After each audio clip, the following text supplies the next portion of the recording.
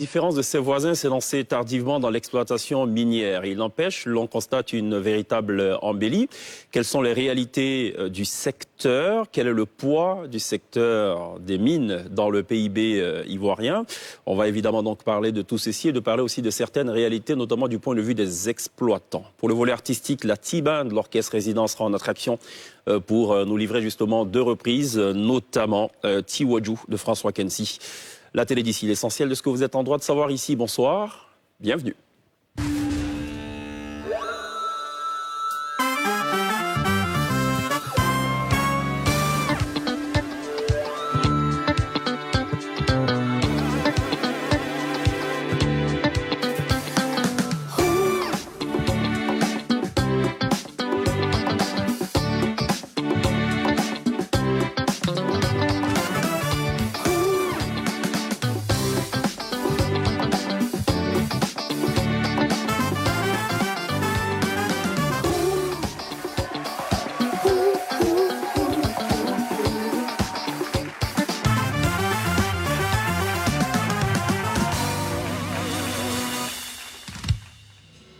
Vous faites toujours très bien de nous rejoindre dans la télé d'ici pour aborder des questions qui vous intéressent sur la nouvelle chaîne ivoirienne du lundi au vendredi à partir de 18h40. Ce soir, on parle d'un domaine peu connu du grand public, mais un domaine qui a toute son importance et qui mérite absolument qu'on marque une pause et qu'on en parle tout au long de cette émission.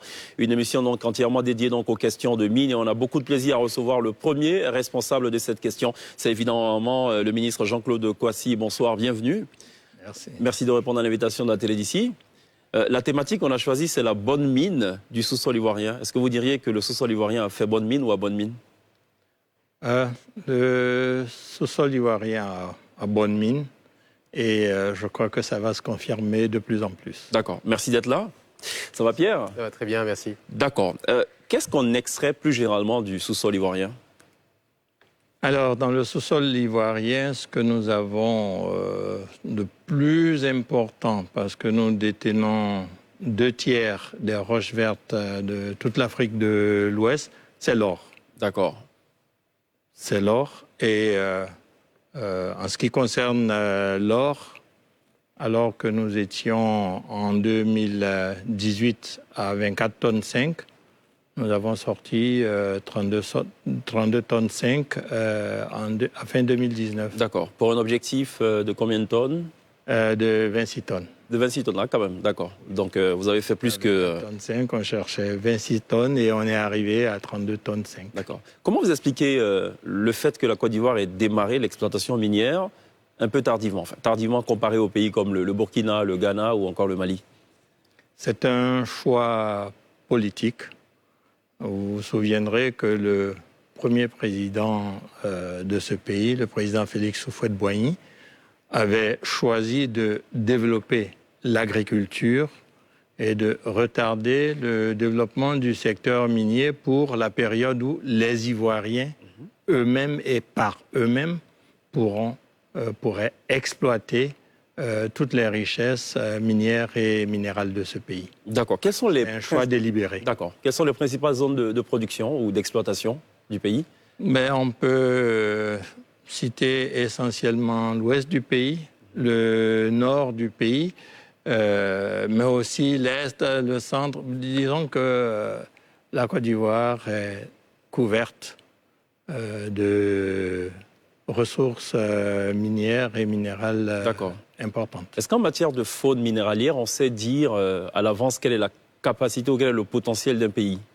Comme on peut par exemple le faire pour le pétrole? Oui, le potentiel d'un pays s'apprécie par la recherche minière, c'est-à-dire la recherche dans le sous-sol de ceux dont le sous-sol recèle.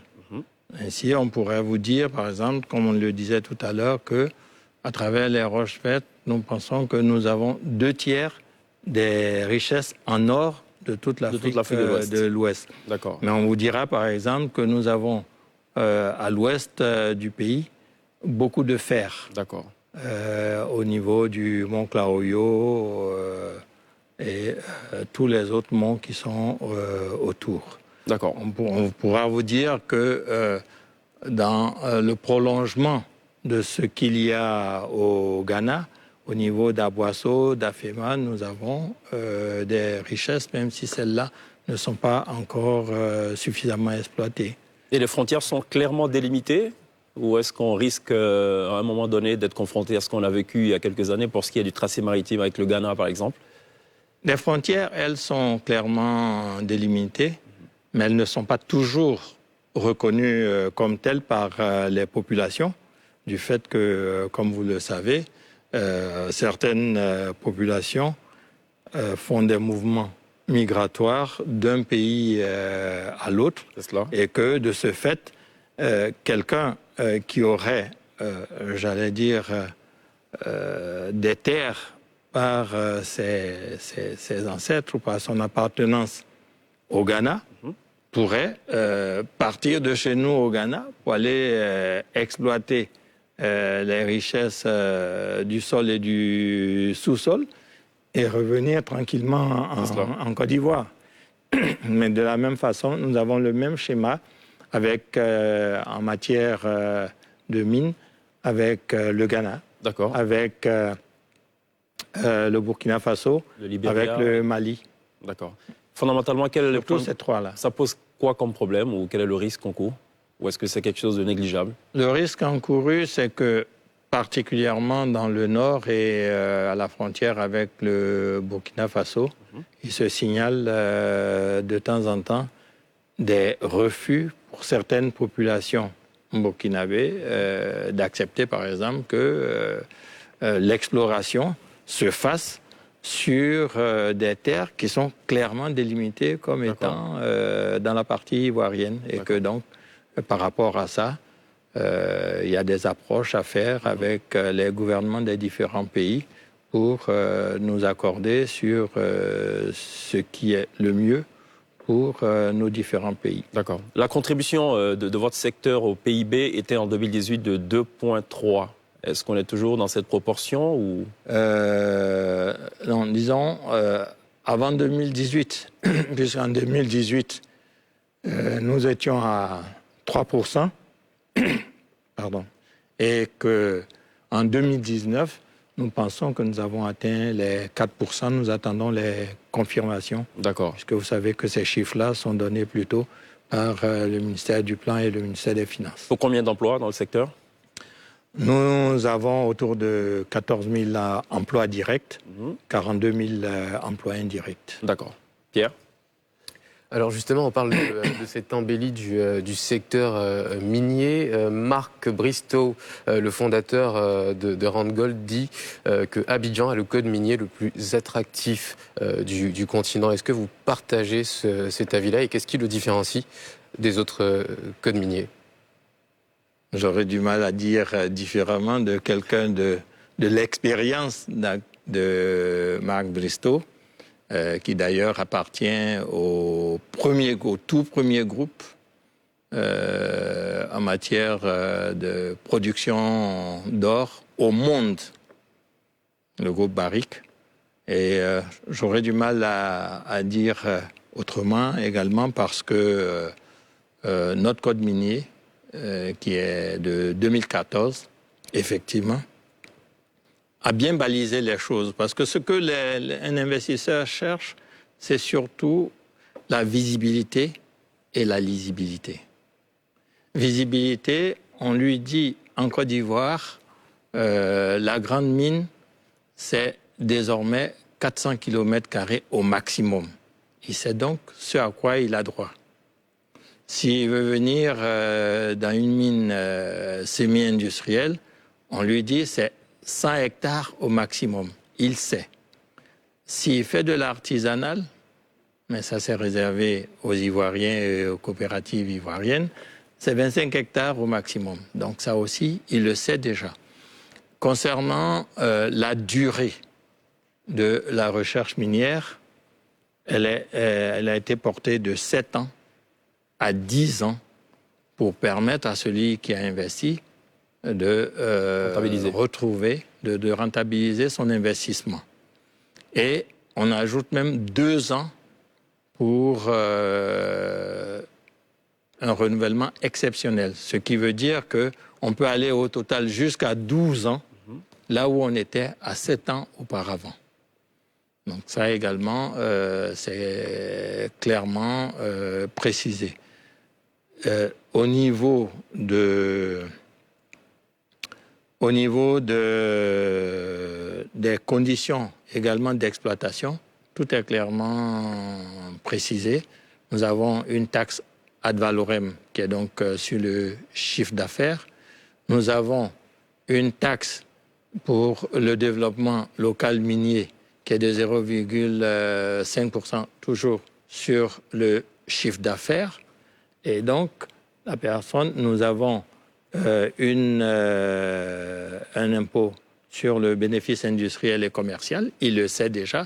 Donc ça, c'est la partie lisibilité.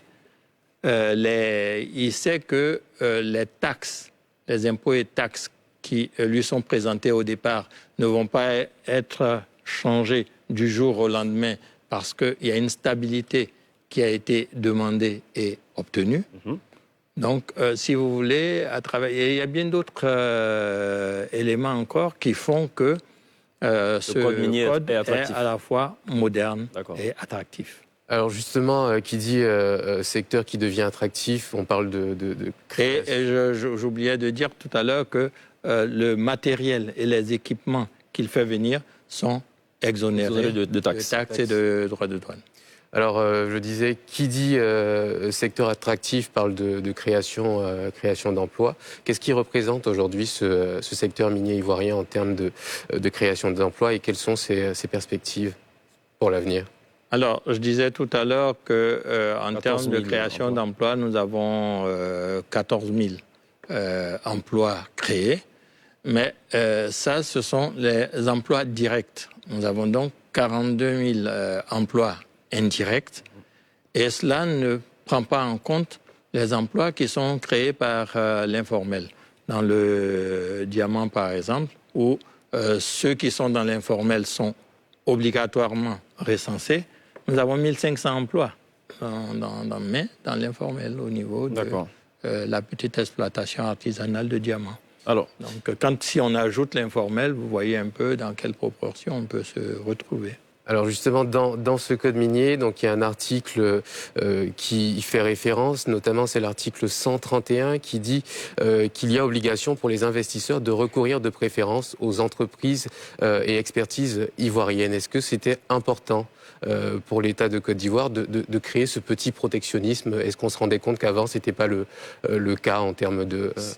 Ce n'est pas véritablement du protectionnisme, c'est une incitation à l'utilisation de l'expertise des Ivoiriens parce que nous avons démarré tard dans ce domaine, mais nous avons une expertise qui se révèle de plus en plus dans ce domaine au point que d'autres Ivoiriens aujourd'hui travaillent sur des mines dans d'autres pays. Certains Ivoiriens travaillent sur des mines dans d'autres pays.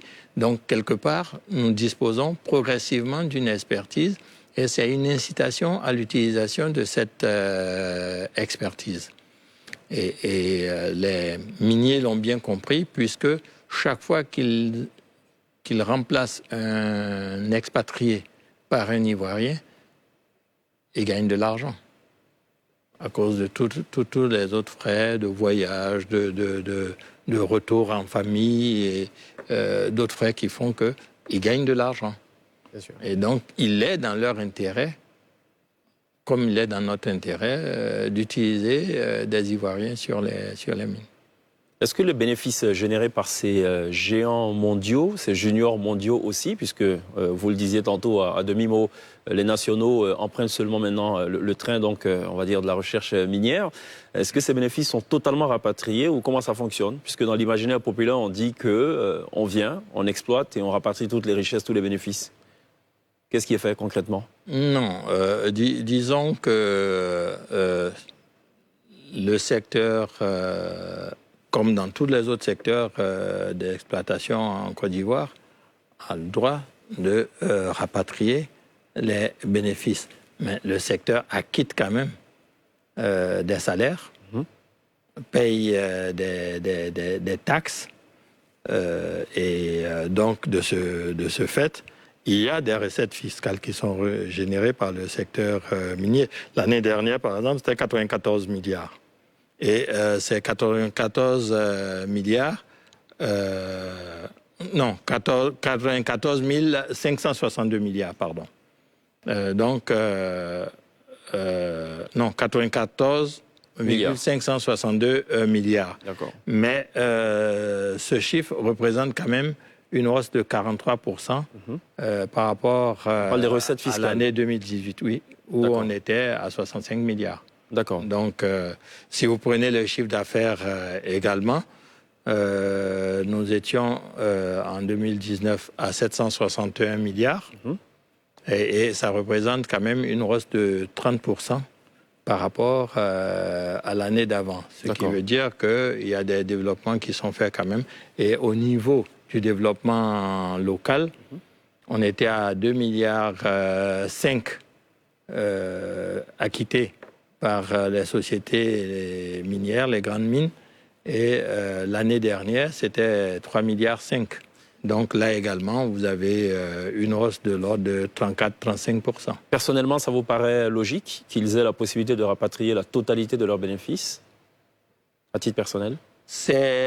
J'allais dire, c'est la pratique qui a cours, mais en même temps, si vous voulez, à partir du moment où les fonds que vous générez ne sont pas sur des comptes en devises, ça nous permet quand même un contrôle qui fait que chacun ne peut pas faire ce qu'il veut, mais ce que la loi autorise qu'il fasse. Alors, j'aimerais qu'on embraye sur un autre chapitre, c'est le chapitre de l'orpaillage clandestin. On va arriver tout à l'heure aux questions de licence, d'agrément et tout.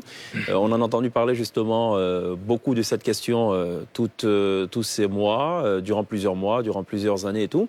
Finalement, qu'est-ce qui a été entrepris comme démarche pour limiter considérablement cette pratique? Et justement, en gros, quel est le monitoring qui est fait? Alors, concernant l'orpaillage clandestin, il faut dire que avant notre arrivée au ministère des Mines et de la Géologie, il y avait en général une opération par an. Une opération de quoi? De répression de l'orpaillage clandestin. Une opération de répression de l'orpaillage clandestin par an, en moyenne. Lorsque nous sommes arrivés, nous avons estimé que non seulement le rythme n'était pas suffisant, mais qu'il fallait ajouter d'autres choses pour que cette lutte contre les orpailleurs clandestins soit efficace. C'est ainsi que nous avons créé une brigade de répression des infractions au code minier. Et cette brigade, au lieu de demander uniquement à la gendarmerie de lui fournir des éléments, est aujourd'hui une brigade composite qui fait que au sein de la brigade, il y a la gendarmerie, mais il y a aussi la Marine nationale. Il y a dans cette brigade des éléments du ministère des Mines qui ont été assermentés à notre demande par la justice et aujourd'hui qui sont donc des OPJ, des officiers de police judiciaire, et qui, de ce fait, peuvent rédiger des procès-verbaux. D'accord. Donc, il y a ces progrès-là qui ont été faits, qui font que, au sein de cette brigade, aujourd'hui, nous pouvons bénéficier. Nous avons également les eaux et forêts, ce qui fait que nous avons plusieurs corps qui concourent ensemble à lutter contre l'orpaillage clandestin. On estime à combien? En dehors de cela, nous avons en permanence une quarantaine de personnes qui appartiennent à cette brigade qui, après, sollicitent les différentes forces dont je vous ai parlé. D'accord. Et cette quarantaine de personnes peut faire du renseignement. D'accord. Et vous savez que ce n'est pas rien de disposer du renseignement avant d'intervenir. Absolument. Donc, quelque part, nous avons plus d'efficacité parce que nous avons le renseignement. La brigade est mieux équipée. Nous avons des véhicules, nous avons même des drones qui nous permettent, lorsqu'il y a risque de contestation, de donner des preuves que la personne était en train de faire effectivement de l'orpaillage. On estime à combien les pertes liées à l'orpaillage clandestin et quels sont les pays de destination ou les zones de destination?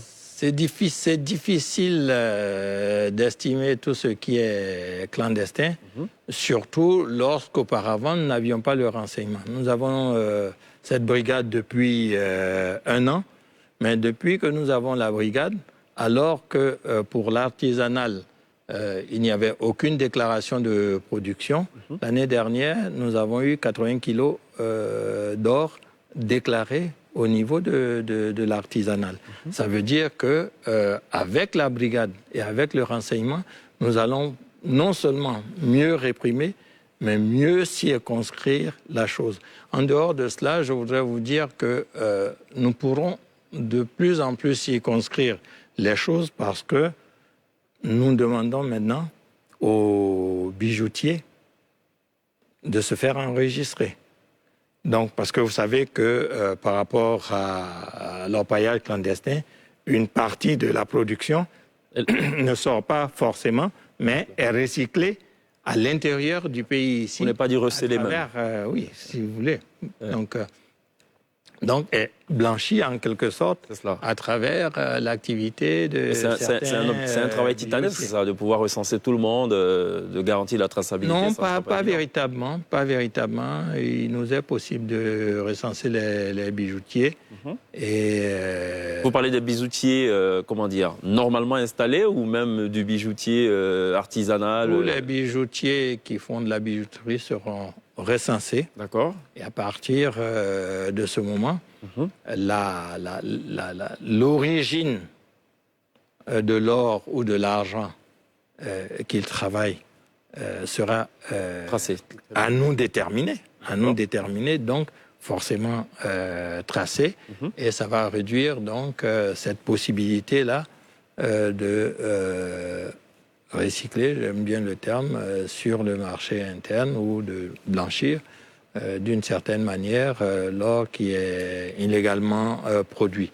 Mais nous savons que nous avons de l'or qui sort en direction du Burkina et du Mali également. Je vais vous titiller avec une question qui ne sort pas vraiment du cadre, mais qui a toujours un lien avec l'orpaillage. Comment vous avez réagi, ressenti le commentaire du président du PDCI qui disait que sur les mines, les orpailleurs qui s'y trouvaient étaient plutôt des ressortissants de pays étrangers qui étaient armés? Bien, habituellement, je ne parle que de ce que je sais. Je vous ai dit que ça fait 1 an que nous avons lancé notre brigade. Nous entrons dans la 2e année.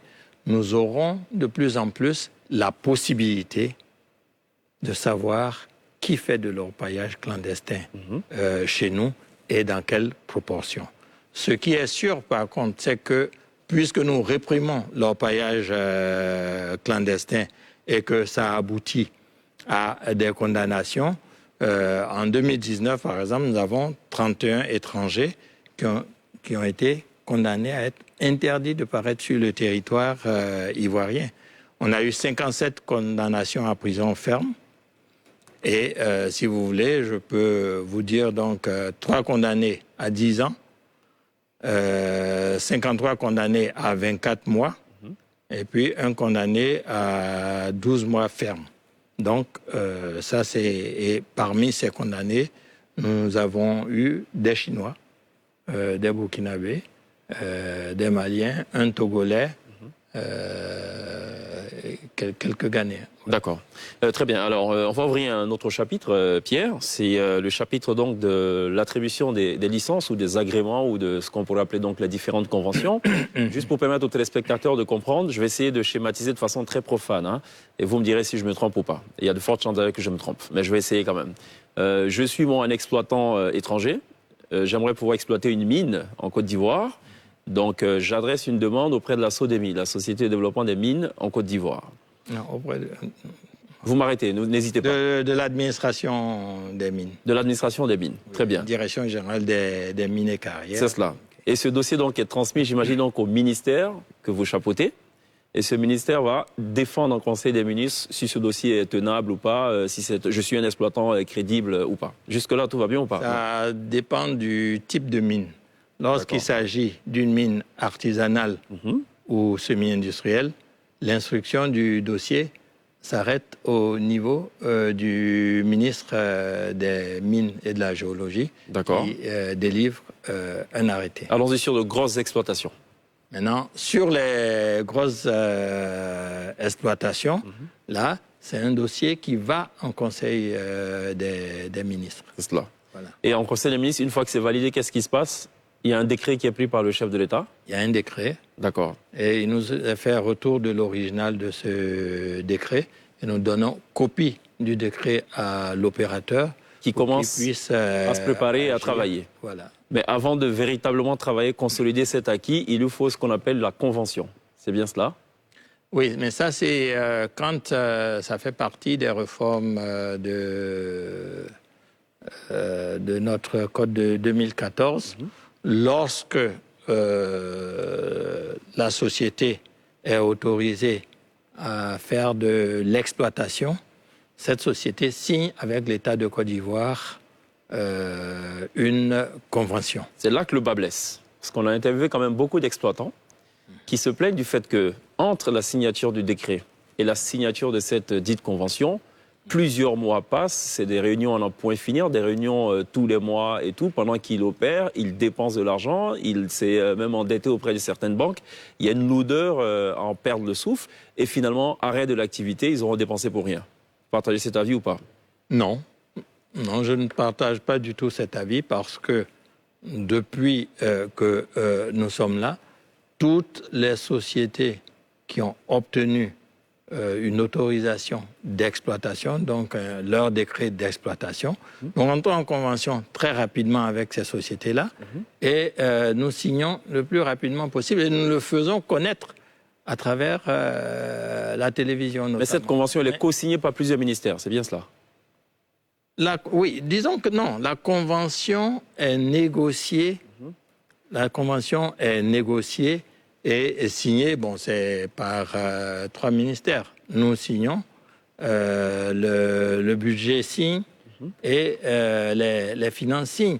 Mais à partir du moment où, pour accepter votre dossier, il y a une commission interministérielle qui siège et qui déblaye déjà le terrain. Au moment où on signe la convention, ça dépend de vos prétentions. Si vous venez me demander quelque chose que je ne peux pas offrir, je vous dis ça, je ne peux pas l'offrir. Ils le comprennent autrement. Pour eux, c'est un tiraillement entre différents ministères. Chacun essaie de tirer le drap de son côté et avoir une grosse part. Enfin, il y a beaucoup de considérations pas très orthodoxes. Non. Il n'y a pas de tiraillement à ce niveau.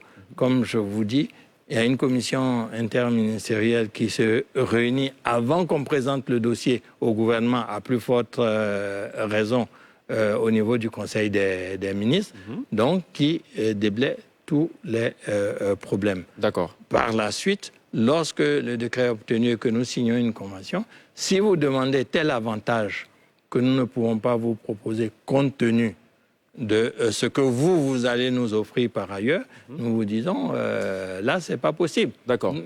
Mais il n'y a pas de tiraillement entre les ministères puisque nous sommes l'État de Côte d'Ivoire en face d'un opérateur. Je propose qu'on ne se tiraille pas, qu'on marque une pause, qu'on aille à la pub et on revient juste derrière pour la suite des échanges.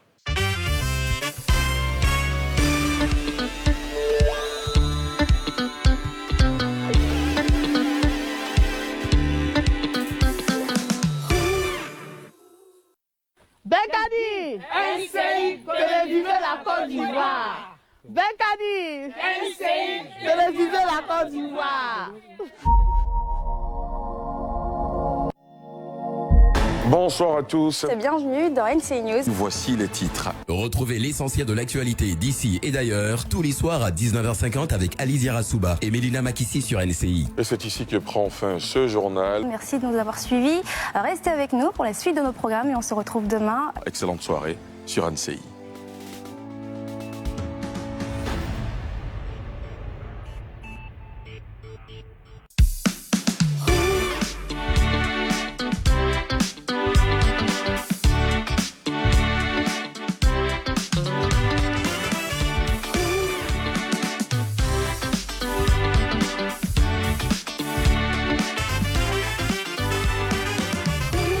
Allez, vivez les mines et la géologie ce soir dans la télé d'ici avec Jean-Claude Kouassi, ministre des Mines et de la Géologie. Avec lui, donc, on parle notamment du code minier. On essaie aussi d'en comprendre un peu plus sur ce secteur assez technique, on pourrait le dire, Pierre.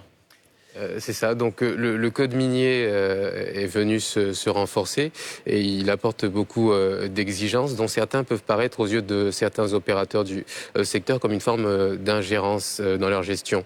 Alors il dit que tout changement de responsable technique de travaux justifiant d'au moins 7 années d'expérience professionnelle doit être soumis à l'approbation de l'administration des mines. Est-ce que vous êtes d'accord avec ces exploitants? Quelle est votre pensée sur ce sujet? Il ne s'agit pas là d'une ingérence.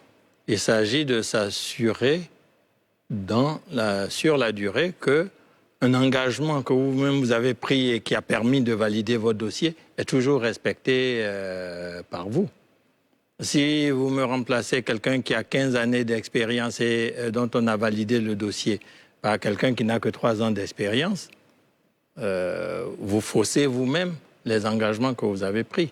Donc, il est du devoir de l'administration de s'assurer quand même que le cadre que vous avez tracé ensemble est respecté. En quoi c'est une ingérence? En d'autres termes, il ne faut pas monter une société avec des porte-noms. On présente des gens qui ont un background assez impressionnant et après quelques mois d'activité, bon, écoutez, merci. C'est une activité trop sérieuse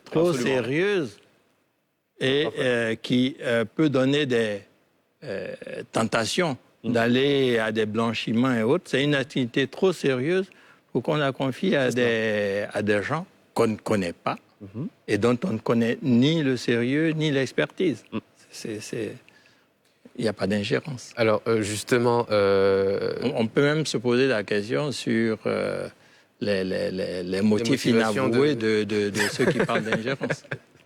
Alors, commencer une exploitation minière et de la recherche, c'est coûteux. Les opérateurs aujourd'hui disent que les banques, les acteurs locaux ne suivent pas le pas.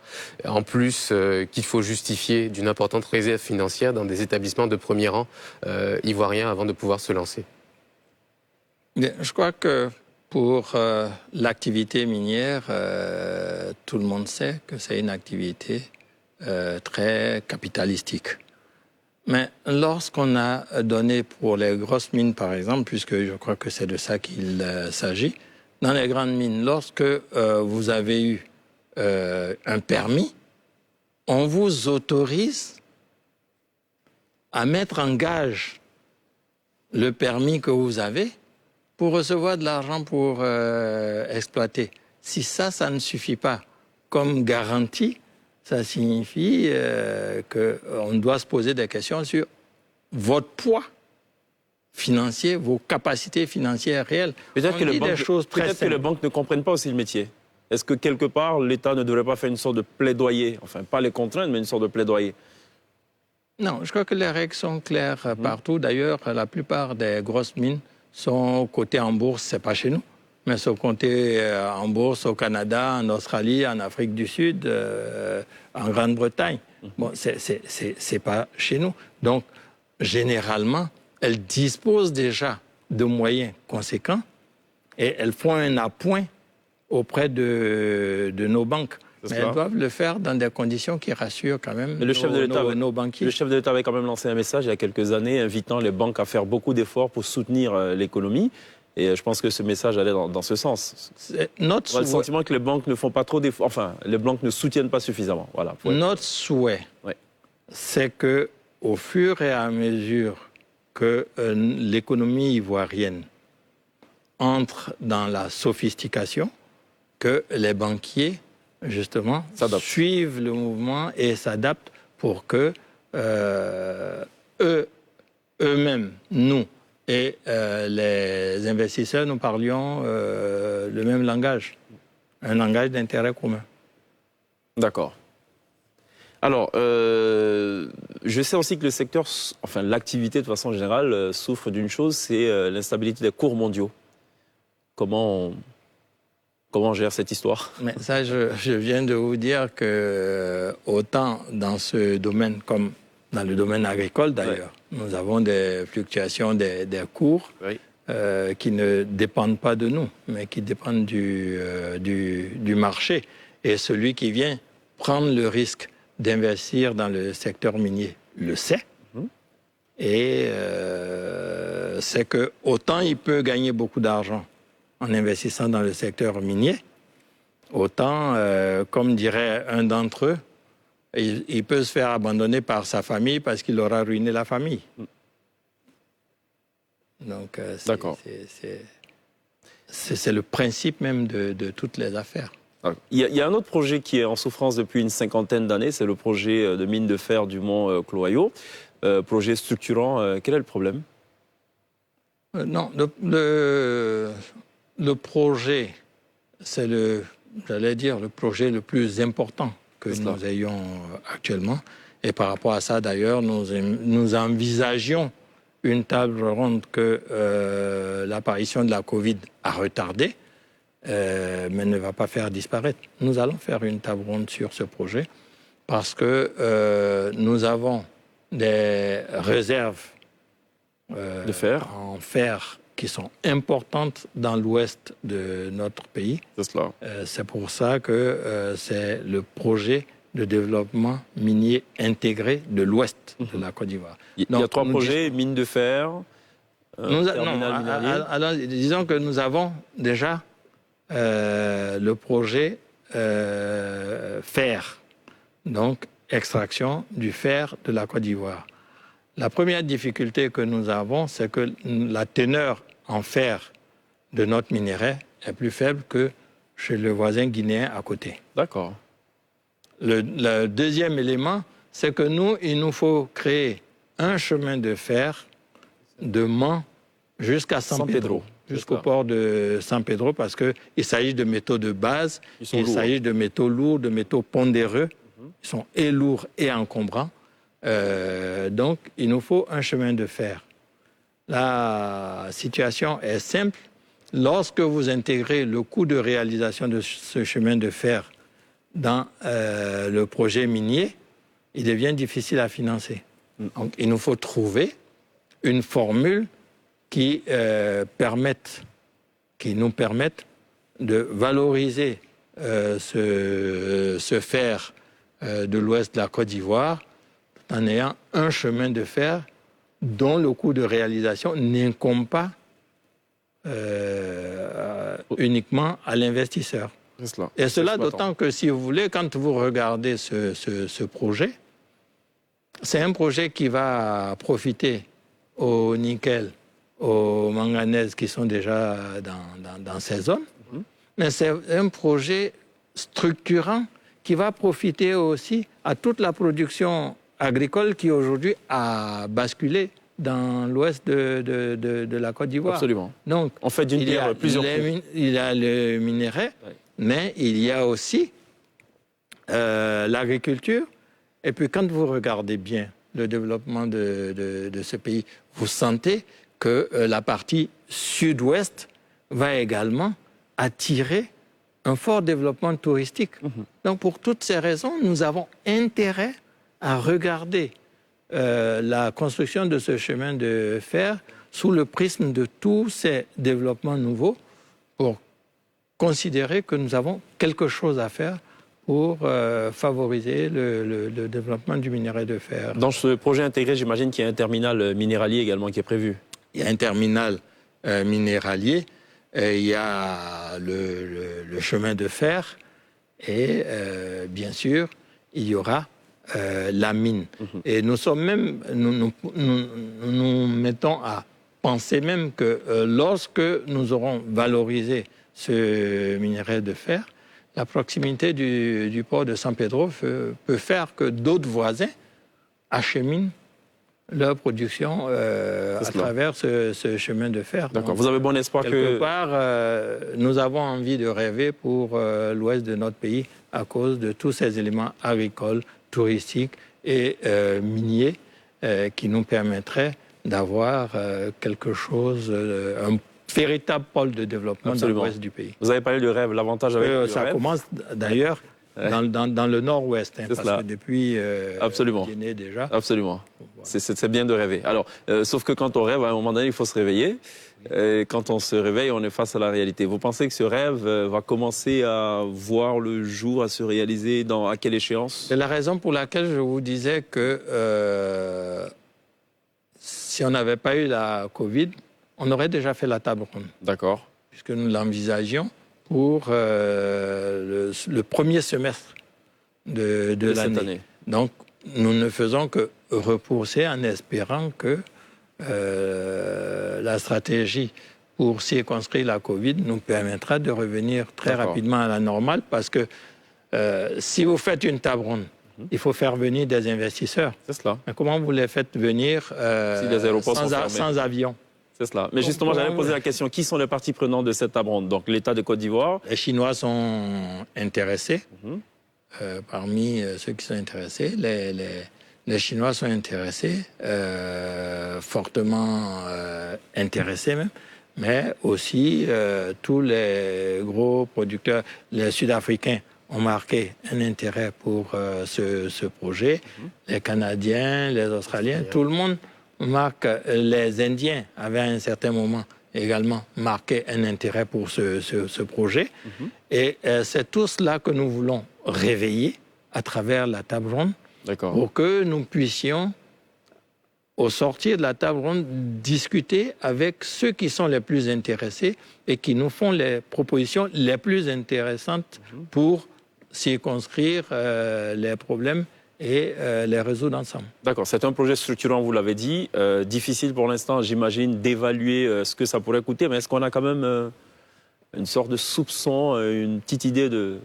Alors, j'ai de la réticence à annoncer un chiffre parce que ça fait très longtemps que la première évaluation a été faite et notre souhait, c'est justement de faire une nouvelle évaluation qui ne nous fasse pas parler d'hier, là où nous sommes aujourd'hui et où nous pensons la... Elle était à combien la dernière évaluation? Des milliers de milliards. Des milliers de milliards.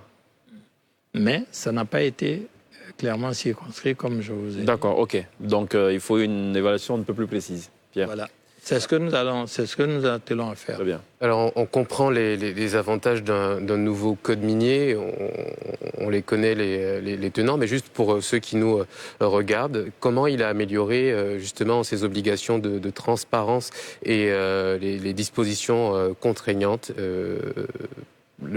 l'état de la filière, notamment sur les sanctions pénales qui n'existaient pas pour les...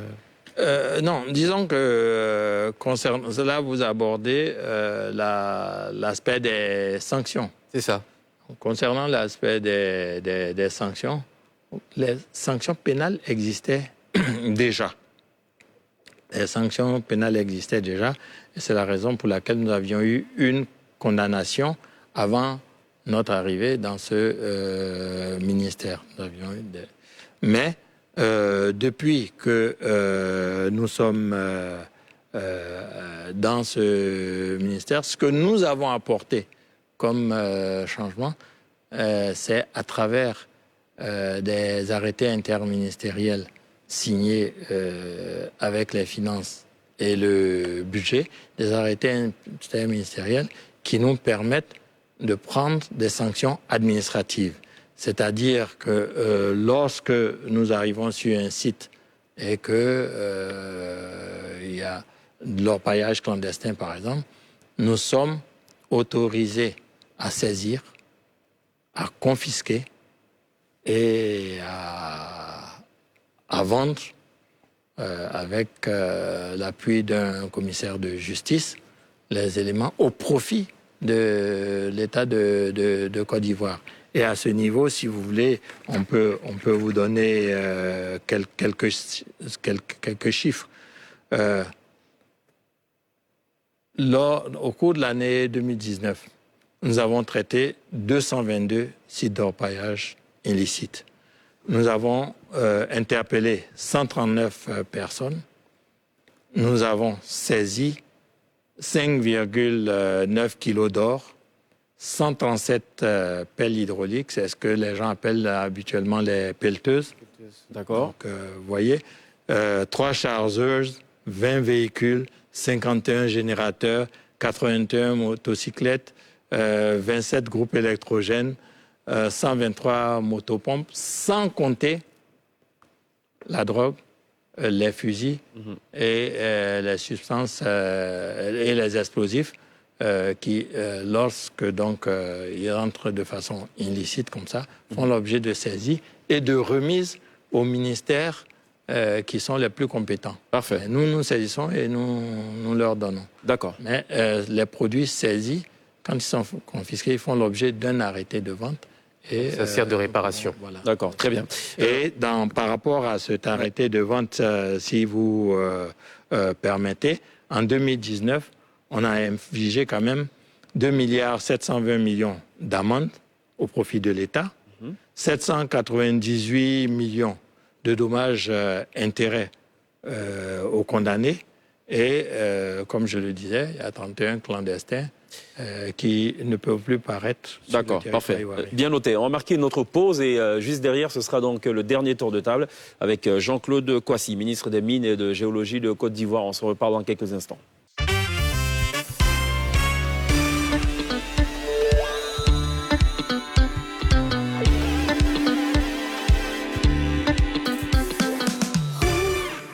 Télévivez la Côte Télévivez la Côte d'Ivoire avec NCI, la nouvelle chaîne ivoirienne.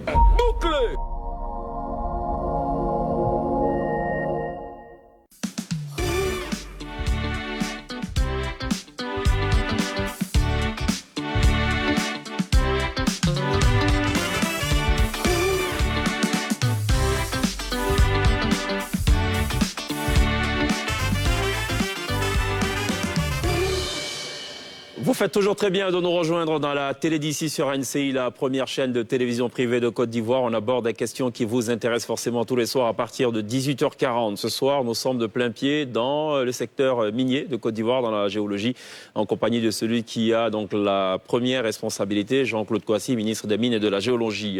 L'ouest de la Côte d'Ivoire, vous connaissez forcément, puisqu'on parlait tout à l'heure du mont Klaoyo.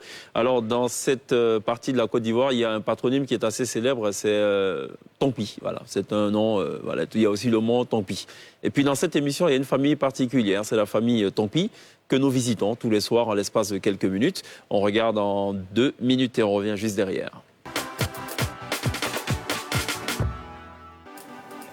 Chérie, tu ne sais pas? Non, moi là. Robert! Comment tu vas, mon frère? Ça va. On dit quoi, ma belle? Ça va. Vous vous apprêtez à manger comme ça. Les bons pieds, alors. Basaï! Basaï! On va couper mon frère. Oh, on voit cuillère, fourchette et assiette là-bas. Elle ne connaît pas, allez-y doucement. Mais celui il t'a dit il a fait. Pourquoi pas? Allez comme ça là, qui n'a pas fait? Ma belle, faut pas dire des trucs comme ça. On dit mais il y a quoi au menu? Il y a. Ça va pas d'ailleurs. Ah ma belle, il y a cru que c'est sauce claire tu allais faire? C'est sauce claire. C'est sauce claire. Mais dans aubergine. Ah, tu as posé des aubergines à l'intérieur. Ma belle, belle là. Et on fait d'abord. Non, il va l'aider. Merci, il va l'aider. Bon, c'est toi? Ouais. Tu n'es pas Ignam là, comme lui, il aime lui là. Non, c'est mon frère là. Il mange pas. Mais c'est toi d'abord. Non, on n'a pas pris tout. D'accord. Il dit, prends ta cuillère. Il dit, mange pas.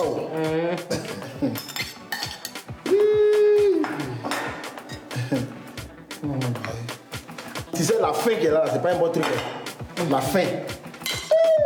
Ma belle, ta sauce est garnie, hein? C'est ça, lui, il dit, mange pas là. Nobel. Tu aurais dû goûter un peu, hein, Nobel?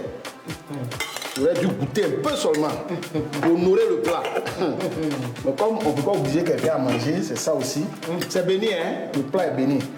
Vous êtes une bonne famille où il y a toujours la nourriture. Votre grenier est toujours plein. Je vous le dis. Ça, c'est moi qui vous le dis. Appelle le piment dans la sauce là, hein, ma belle? Non, lui, il ne mange pas de piment là. Nous, il aime trop ça. Un bon garçon là, il ne s'identifie pas le piment. Même le sel, même, ça manque un peu. L'amour a-t-il diminué dans cette famille? Elle te servir un peu. Ouais, c'est moi de l'eau, ma belle. Ce genre de choses là, quand ma femme peine, elle met une noix de muscade dedans. Sucre vanillé. Elle met noix de muscade dans sauce claire, sucre vanillé. C'est tout, hein? Tu n'as jamais essayé ça? J'ai dit, il y a un peu de riz là, je vais t'emmener ça. Oui, faut envoyer. Gardez encore. Eh, on va gratter dessus pour moi. C'est pas beaucoup, hein. C'est pas grave. Lui, dis-moi pas où. Pas ça. Ouais. Envoie le peu de riz qui reste là, avec un peu de gratin. Très bien. Très bien. Chez nous, quand tu manges le riz, tu ne mets pas de gratin, c'est pas bon. Chérie, donne-moi la soupe d'igname. C'est même igname là, hein. Igname, tu as dit que tu ne manges pas, c'est la même chose là. Tu as mangé igname là encore? Ah, mon ami. Arrête ça. Chérie, donne-moi la soupe.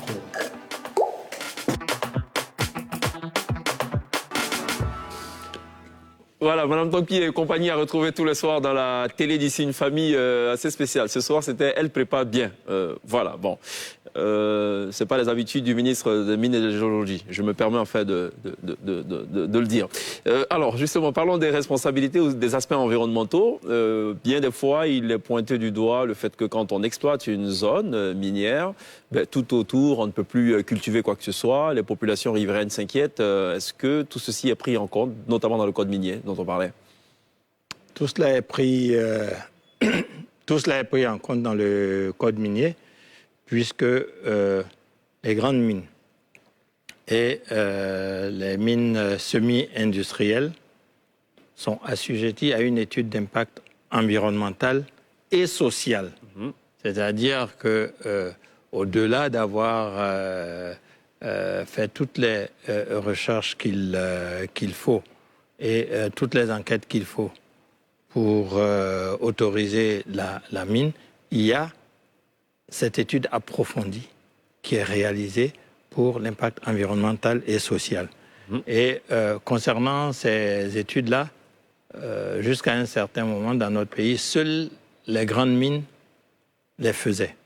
Aujourd'hui, les mines semi-industrielles sont assujetties à cela et c'est préalable à la signature donc, de leur arrêté. D'accord. Donc, de ce point de vue, on ne peut plus déroger puisque c'est préalable. D'accord. Il y a aussi l'aspect inclusif aussi des populations dans l'activité.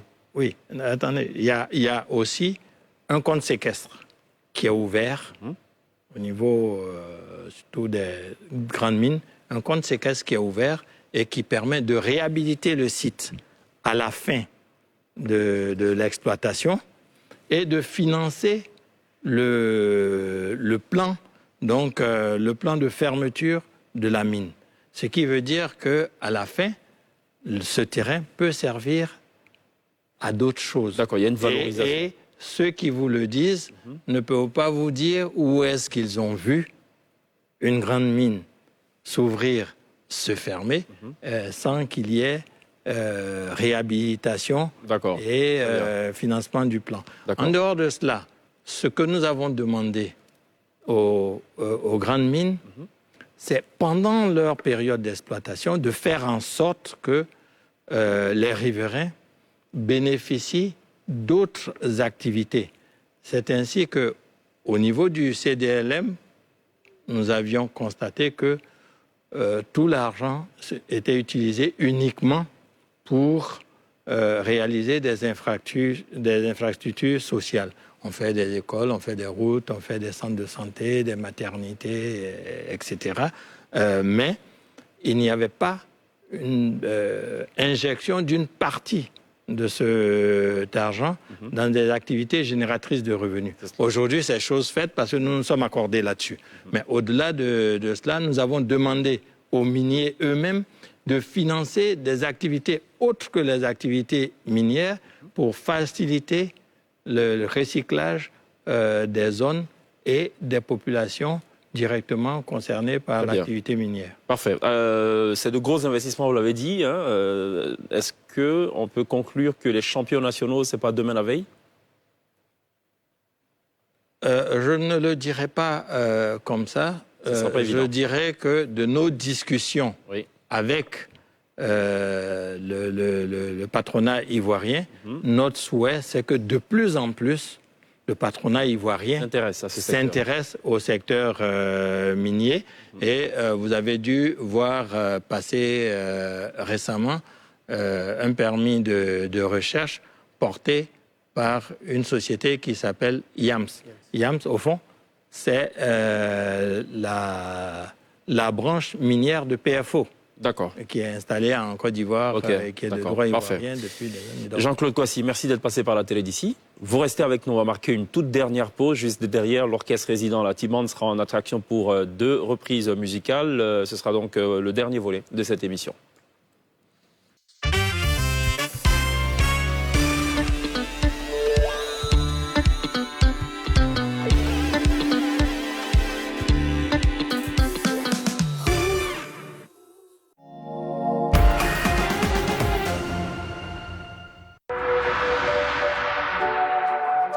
Vue du ciel, de vastes étendues vertes dans la région de Méhagui. NCI Reportage. Sous le ciel des nuits abidjanaises. Plongez au cœur de la société ivoirienne comme jamais auparavant. C'est pas facile de plonger à Abidjan. Reportage, dossier, enquête choc. NCI vous entraîne dans le quotidien des Ivoiriens. NCI Reportage, du lundi au vendredi sur NCI.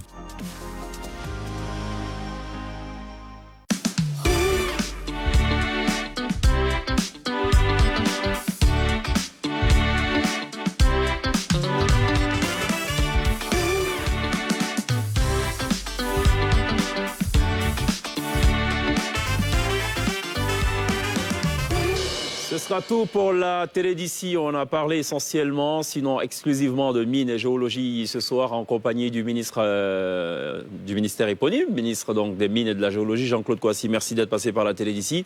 Merci également à Pierre. On vous laisse en compagnie de la T-Band, l'orchestre résident qui nous reprend ce soir 2 titres du patrimoine musical de Côte d'Ivoire. C'est Wodjou, Tiwodjou exactement, de François Kensi et Doussi de la formation culte les Woody. On se retrouve demain. D'ici là, take care, la T-Band. Right now.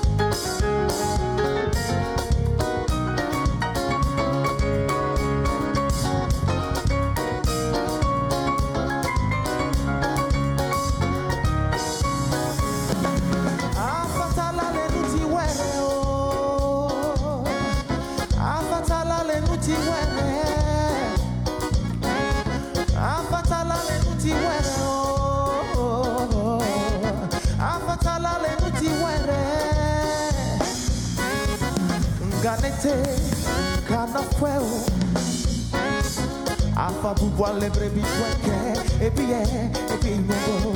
Afa pouvoir les brebis poinquer, et puis tout. Afa pouvoir les brebis poinquer. Tu veux jouer ma camp. Tu veux jouer ma camp. Afa pouvoir les brebis poinquer. Tu veux jouer ma camp.